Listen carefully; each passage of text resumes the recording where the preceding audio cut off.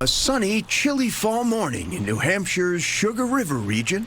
8 a.m. and ordinarily we'd be making our way to a favorite warm and cozy diner right about now. Like in 2014, when all we had to do was duck around the corner in Claremont to the Tumble Inn diner.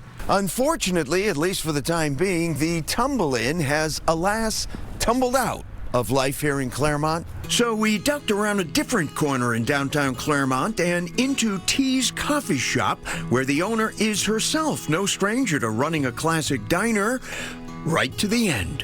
We started to look into the cracks in the floor, and it just went downhill from there.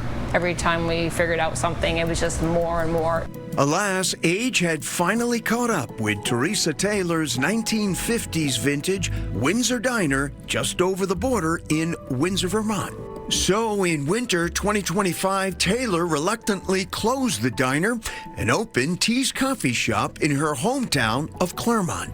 So I looked for something to do, and there was some empty spots here in my hometown. Back in Windsor, 25 units of new affordable housing were built next to the beloved but closed-up diner, whose loss stung the community. It's that touchstone on Main Street that means so much to people. For Windsor Town Manager Tom Marsh, the challenge was how to possibly rebuild or relocate a sorely missed landmark. It's not like we have a lot of places where you could just build a new one or move.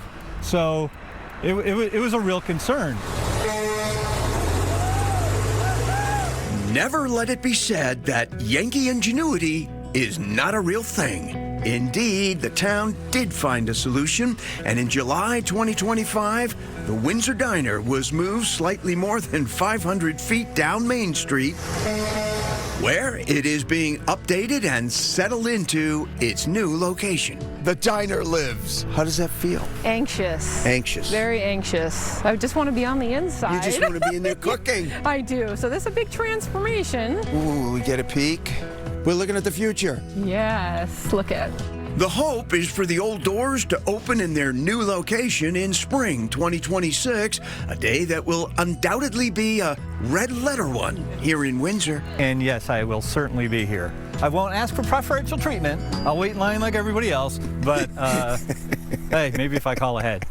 Back over the border again in New Hampshire, you can always drive the 10 miles between Newport and Claremont, but for a real treat, you can also pedal it. It's a great connector, I think. It's along the river, the Sugar River, so it's incredibly beautiful.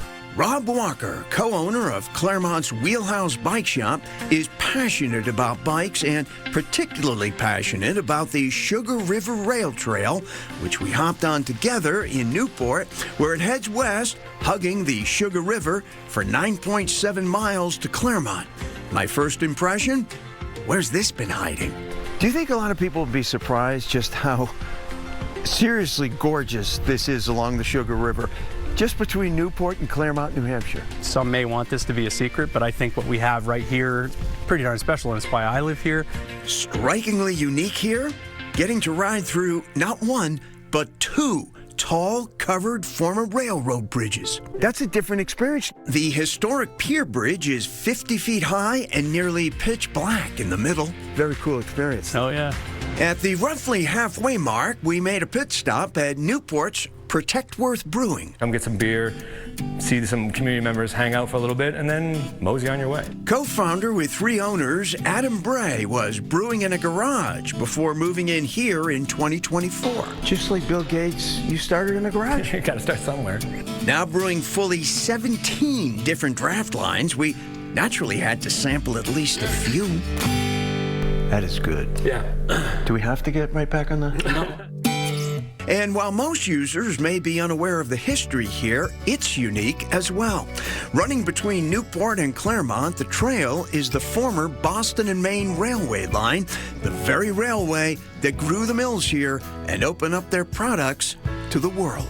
In its own way, this is also repurposing a piece of mill history. This was a major thoroughway and a really important part of the livelihood of these two communities. Having the ability to share this experience with our past is incredible.